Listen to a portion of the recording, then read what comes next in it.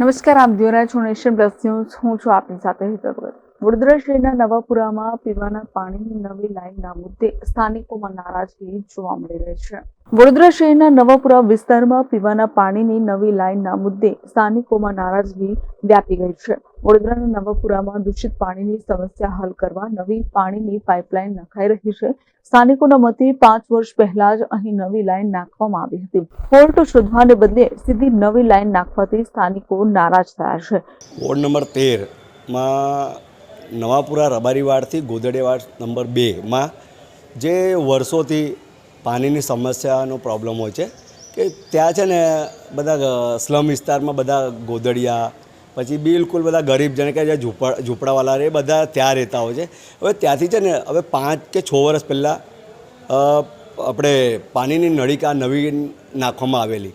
હવે આ એન્જિનિયરોને એનો ફોલ્ટ મળતો નથી. જે ગંદુ પાણી આવે છે અને જે પાણીનું પ્રેશર આવે છે એ લોકોને જે પ્રોબ્લેમ મળતો નથી. પ્રોબ્લેમ નહીં મળવાના કારણે આ લોકો દર 5-5 વર્ષે કોઈ ઉપરલા અધિકારી કોઈ આપણે કાઉન્સિલરથી લઈને એ બધાને કોટામાંથી આ લોકો કહે ભાઈ હવે આ ફોલ્ટ નથી મળતો એટલે આપણે નવીન નળીકા નાખી દે. કામ ચાલુ છે પાણીની નળીકાનું અત્યારે 6 વર્ષ પહેલાં નાખી હતી. હવે એ લોકોને તે વખતે બી ફોલ્ટ નહોતો મળ્યો. હવે ફરી હમણાં ચાલુ કર્યું છે અને પાછા કોન્ટ્રાક્ટરો જે છે એ બધા આઉટસાઇડના છે, બધા અમદાવાદથી લઈને હવે એ લોકોને બી અમે તમારા માધ્યમથી કોર્પોરેશનના કમિશનરને એમનું કહેવા માગું છું કે આ જે એન્જિનિયરો છે જે કોન્ટ્રાક્ટવાળા, હવે એમની પાસે સિવિલનું લાઇસન્સ છે કે નથી.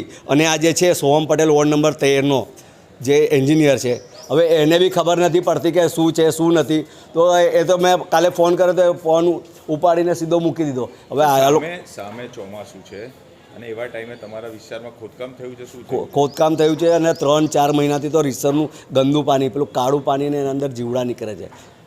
તો પછી ખોદકામ થઈ ગયું તો હવે ચોમાસામાં તકલીફ નહીં પડે ત્યાં આગળ વિસ્તારમાં? અરે આ લોકોને પહેલી વાત એન્જિનિયરોને એ જ નહીં ખબર પડતી કે આ લાઈન ક્યાં જાય છે અને ક્યાંથી ક્યાં નાખવાની છે. ત્યાં વરસાદી ચેનલ, ડ્રેનેજની લાઈન અને પાણીની લાઈન એક જગ્યા બધું ભેગું થાય છે. હવે ત્યાંથી એ લોકોને કટિંગ કરીને હાલવાની કે નથી હાલવાની, હવે એ લોકોને એ જ નથી ભાન. તો પછી આગળ આ લોકોને પ્રજાનું કામ શું કરવાના છે આ લોકો? આજે એન્જિનિયરો જ આવી રીતના ડફોડ જેવી કામગીરી કરતા હોય, જે 5-5 વર્ષે 6-6 વર્ષે આવી રીત અને ખોટા રૂપિયા બગાડતા હોય, જે પ્રજા વેરો ભરે છે ત્યારે તમને પગાર મળે છે અને એ જ એના અંદરથી તમે આ નળીકાને એ બધું નાખતા છો. ભાઈ ખોટા બિલકુલ કહેવાનો મતલબ બિલકુલ ભ્રષ્ટાચાર એટલે બહુ મોટો ભ્રષ્ટાચાર છે આ લોકો. કૈલાશ સૂર્યવંશી આ કામગીરીની જરૂરિયાત અને ખર્ચ સામે સવાલ ઉઠાવ્યા છે. તો સ્થાનિકો દ્વારા આ કામગીરીની પાલિકાના તંત્ર સામે નારાજગી વ્યક્ત કરાઈ છે. વોર્ડ નંબર 13 નવાપુરા જે વિસ્તાર છે, ગીચ વિસ્તાર છે અને એમાં ઘણા બધા મહોલ્લા છે. ગોદડિયાવાસ, રબારીવાસ, લતા નંબર 2 એવા મલ્ટિપલ ગલીઓ છે.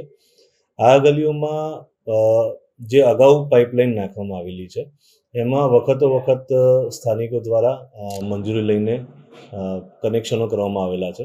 બધા પીવીસીના એના કનેક્શનો છે અને એ ખૂબ ગીચ વિસ્તાર હોવાને કારણે ત્યાં પાણીની લાઈનની સાથે ડ્રેનેજની, વરસાદીની લાઈનો એવી મલ્ટિપલ યુટિલિટી લાઈનો છે.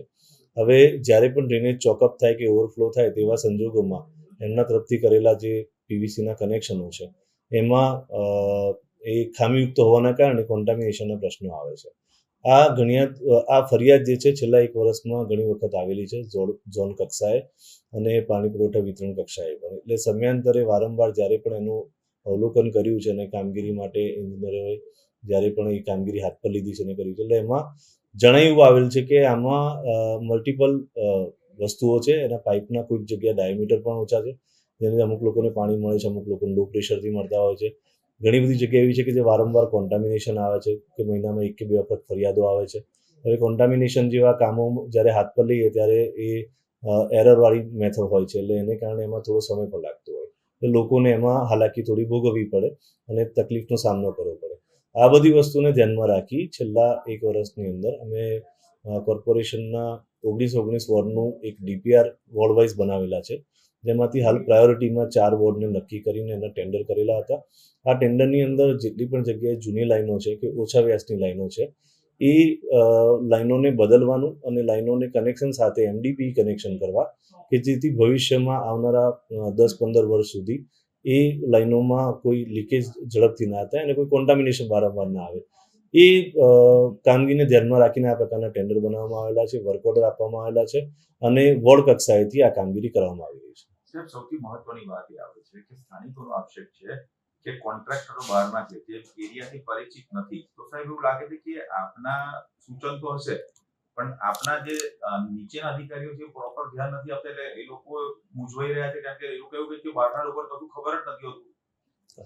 આ કામગીરી છે ટેન્ડર પ્રક્રિયાથી હાથ ધરેલી છે. વોર્ડ નંબર 13ની વાત કરીએ તો લગભગ અંદાજિત 12 કરોડથી ઉપરનું આ કામ છે અને આપણે ત્યાં ટેન્ડર પદ્ધતિમાં એન પ્રોક્યોર ઉપર આપણે ટેન્ડર મંગાવતા હોઈએ. એવા સંજોગોમાં ઓલ ઓવર ઇન્ડિયાથી કોન્ટ્રાક્ટર બિલ્ડ કરતા હોય અને એમાં જે લોએસ્ટ કોન્ટ્રાક્ટર હોય એની સાથે જ આપણે કામગીરી કરાવવાની હોય, એની સાથે જ ટેન્ડર મંજૂર થાય અને એને જ વર્ક ઓર્ડર આપવામાં આવે. એટલે કોન્ટ્રાક્ટર બહારના હોય કે અહીંયાના હોય એ આપણું પર્પઝ નથી. કોન્ટ્રાક્ટર આપણને સંસ્થાને ફાયદો થાય એ પણ આપણે જોવાનું હોય છે.